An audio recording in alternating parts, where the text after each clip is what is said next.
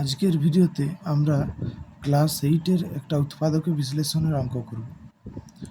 দেখো দেওয়া আছে x+1 into x+3 into x-4 into x-6 plus 24। এখন আমরা x+1 এর সাথে x-4কে গুণ করব। x+1 ইন্টু x-4 আর x+3 এর সঙ্গে x-6 এর গুণ করব। যদি প্রত্যেকটা রাশিতে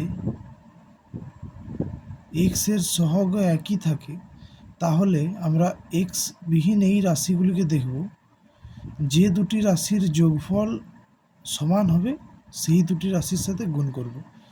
তার মানে এখানে +1 আর -4 যোগ করলে কত হয়? -3, আর +3 আর -6 এদের যোগ করলে যোগফলটা -3। দুটো ক্ষেত্রে সমান হচ্ছে, তাই আমরা এই রাশিটার সঙ্গে এইটার গুণ করছি, এইটার সাথে এইটা। কি বললাম?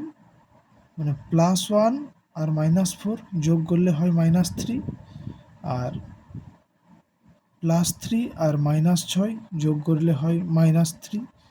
দুটো ক্ষেত্রে একই আসছে, তাই আমরা এই রাশিগুলোর গুণ করছি। তাহলে গুণ করছি x² -3x -4, আর এটার গুণ করলেও পাবো x² -3x -18 প্লাস 24 যেমন আছে লিখে দিলাম। এরপর দেখো এই অংশটা উভয় ক্ষেত্রে একই, তাহলে এটার পরিবর্তে এটাকে আমরা p ধরে নেব। ধরি x² -3x = p। তাহলে p বসাচ্ছি এখানে, p -4 ইন্টু p -18 প্লাস 24। এরপর এই অংশটা গুণ করে নেব, p² মাইনাস, আমি গুণ করছি তোমরা নিজের মতো করে করবে, আর হচ্ছে 22p প্লাস 72 প্লাস 24। এরপর p² -22p প্লাস 4 আর 2 6, 7 আর 2 9, 96। এরপরে এই অংশটাকে এইটাকে আমরা মিডিল টার্ম ফ্যাক্টর পদ্ধতিতে ভেঙে নেব। দেখো 96কে এমন দুটি সংখ্যার মানে দেখো p² মাইনাস 22কে এমন দুটি সংখ্যার যোগফল আকারে ভাঙব যাদের গুণফলটা 96 হয়। ভাঙতে পারি 16 প্লাস 6, 16 6 96 প্লাস 96।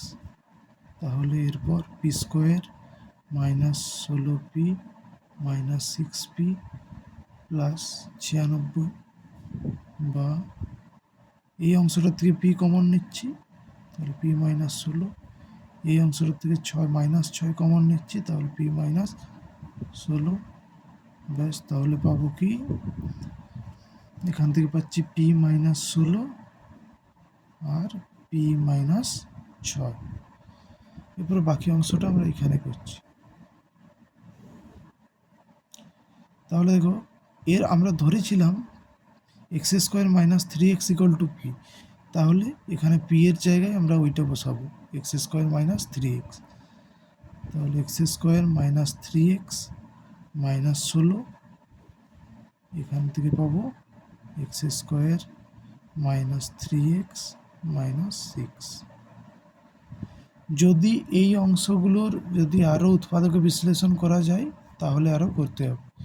এখানে আর উৎপাদকে বিশ্লেষণ করা যাচ্ছে না, তাহলে এটাই আমাদের উত্তর।